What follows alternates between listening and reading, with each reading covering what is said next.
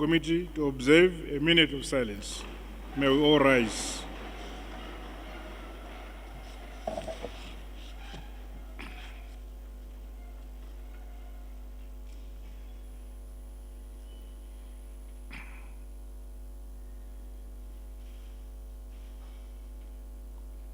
May their souls rest in eternal peace, and thank you. May you be seated.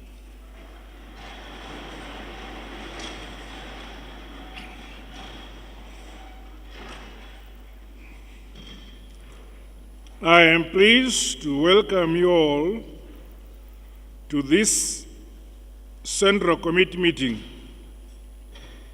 convened to precede the 21st National People's Conference, which is going to be held in Bulawayo, under the theme Industrialize and Modernize Towards the Attainment of Vision 2030. This conference is defining as it marks the beginning of the third decade of convening such meetings. This is testament that Zanu-Pf is a constitutionally entrenched revolutionary mass party with a long, rich history and a proud liberation heritage. Since establishment, the party has always championed and promoted constructive debate, as well as internal democracy.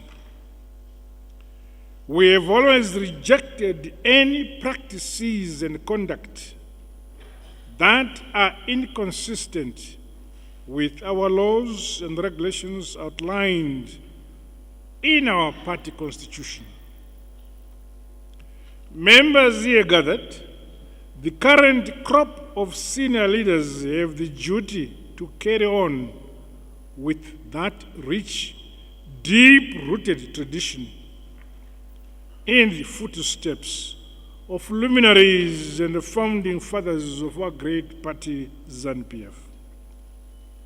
To this end, the party constitution, as amended in 2022, stipulates in Article 6, Section 33 to 35, that there shall be a National People's Conference, and accordingly states its composition, powers, and functions. Guided by the spirit and letter of this legal beacon, our collective expectation of the conference must see our party image rejuvenated, motivated, stronger, more united and focused on realizing the necessary results to improve our quality of life. Zanu-Pf, inzou isingamire kana ichinzwa kukura kwembwa, inoramba ichingofamba, igongofamba, ichingofamba, vanovukura vachikura.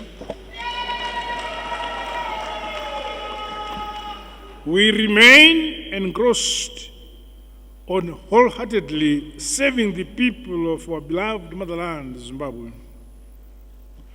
As architects and defenders of the revolution, we continue to carry the weighty obligation to provide leadership towards advancing the founding provisions of our Constitution, our ideology, our principles, and our values as Zanu-Pf. Every leader of the party, including ordinary members, must contribute and stand by the side of the party wherever they are, day and night. Our rhetoric and actions as cadres must be reflective of this reality, both during the day and the night, in the public and in the private. My dear comrades, the curtain comes down this week on the last reporting year. I applaud the Central Committee for diligently superintending over the implementation of various party resolutions, our policies, programs and decisions. Ndinokutendai sebatungamiriri b'omusangano. Ngiyalibonga. Shindivera pachanetsa. Oh, ngiyalibonga ngengabakhokheli bomhlangano. Ndagona. Very good. Ngiyasazi isindebele. Today, the Central Committee will receive comprehensive reports on our readiness to host successful conference. The conference agenda and program, which dovetails with the party's constitutional requirements, will also be presented. The supremacy of the party over government is a standing principle which compels the party to supervise and oversee functions of central government. Policies, directives, programs, and projects enunciated by the upcoming conference must therefore find a place in government plans and requisite resources allocated by government. Our meetings are not talk shows, hence, members are urged to be mindful of the need to conclude outstanding business, including pertinent resolutions of the 20th National People's Conference and the 7th National People's Congress.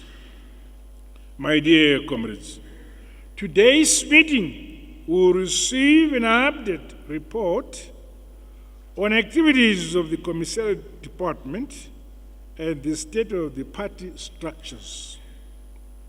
The progress made on the restructuring exercise is pleasing in some provinces, while others need to do more to increase the pace of concluding the exercise. Zanu-Pf members must always be educated on the importance of genuine and correct party structures, starting at the lowest level, the cells and villages, moving up to branches and districts.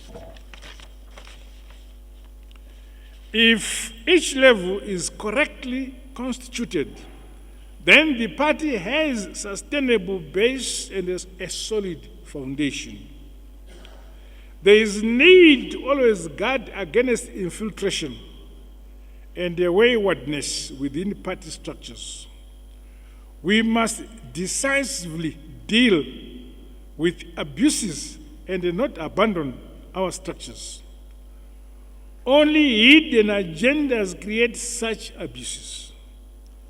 The solution to challenges, for example, within DCCs, is not to destroy the structure, but correct the anomalies through the strict adherence to the party constitution, its rules and procedures.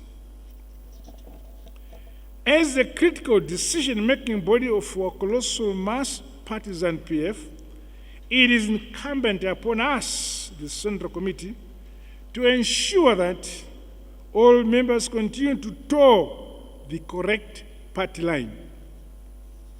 The 21st National People's Conference should serve to remind all party structures from the cell village upwards of the unstoppable nature as well as the organizational and leadership capabilities of our revolutionary mass party Zanu-Pf. Comrades, at the critical stage of our national development, the importance of innovation, research, science and technology is scaling up socio-economic transformation, and this cannot be overemphasized.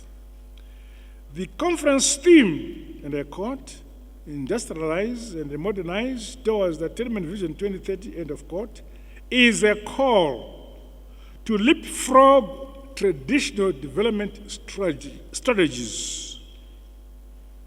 All sectors are challenged, therefore, to think outside the box and adopt these modern tools so that we continue to be relevant both now and in the future. Leveraging on our heritage-based education 5.0 framework, we have laid the groundwork for accelerated industrialization and modernization, driven by our key national resources, innovation, research, and local solutions. I urge the party to be abreast with developments in the innovation research space, especially in institutions of higher learning. I'm aware, however, that no one has a monopoly of knowledge and innovation. As such, the party is encouraged to transmit to the grassroots the growing importance of our ongoing industrialization and modernization agenda. Our structures should be participants and not mere observers of this ongoing revolution. As we modernize and industrialize, however, let us never lose sight of our culture and identity as Zimbabweans. This is the core of who we are.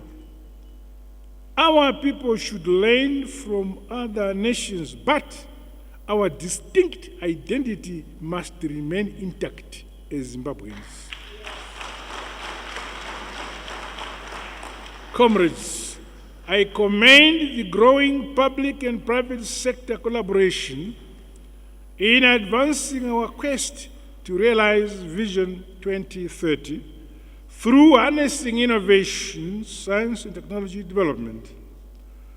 True to our national development philosophy, nyika inovakwa, inotongwa, inonamatirwa nevene vayo.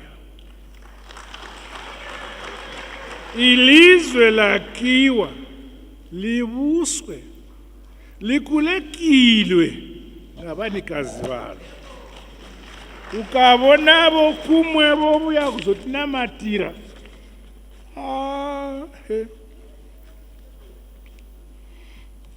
Chiziva kuti amusi Stephen.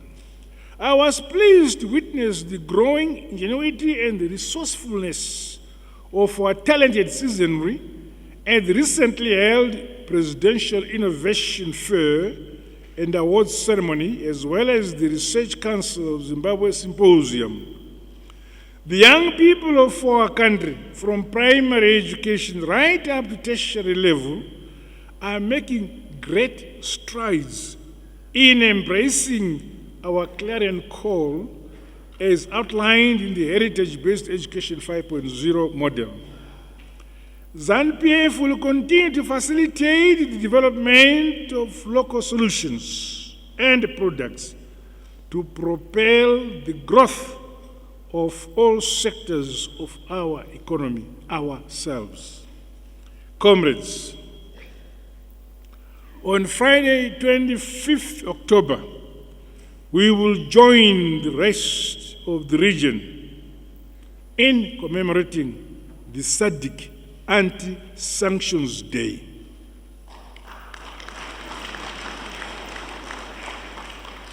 SADC is doing this in solidarity with us. The Central Committee is applauded for supporting provinces in carrying out anti-sanctions activities. We are unambiguous in our calls that sanctions must go now.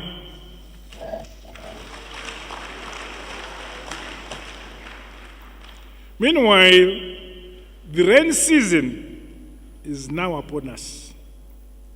Last week, government launched the 2024-2025 Fumvudza Ntwasa program, which kickstarts the distribution of inputs for the forthcoming summer cropping season in earnest. Our communities are called upon to adequately prepare for the season as guided by our aspects in agriculture. The Central Committee report has been distributed and gives key highlights of our performance over the past year. It is pleasing that all party departments put up a fair performance with increased operational efficiency through the reorganization of departments, including the addition of new ones, as well as staff rationalization. Congratulations. The comprehensive departmental reports will form part of the primary documents to the respective sector committee discussions during the conference. We must consider the report with the view of an endorsement for subsequent adoption by at the conference.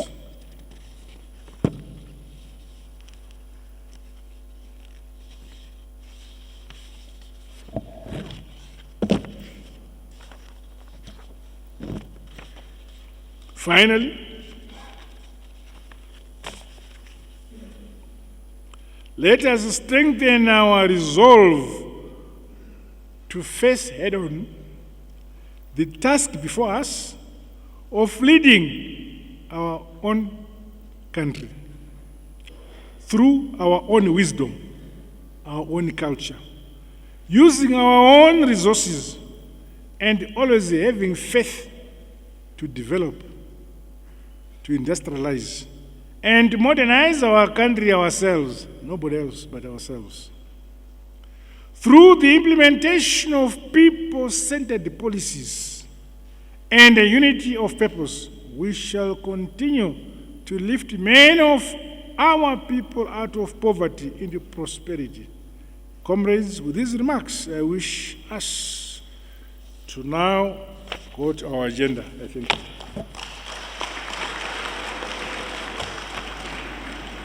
Azika yungu manyangwe ukuzama undura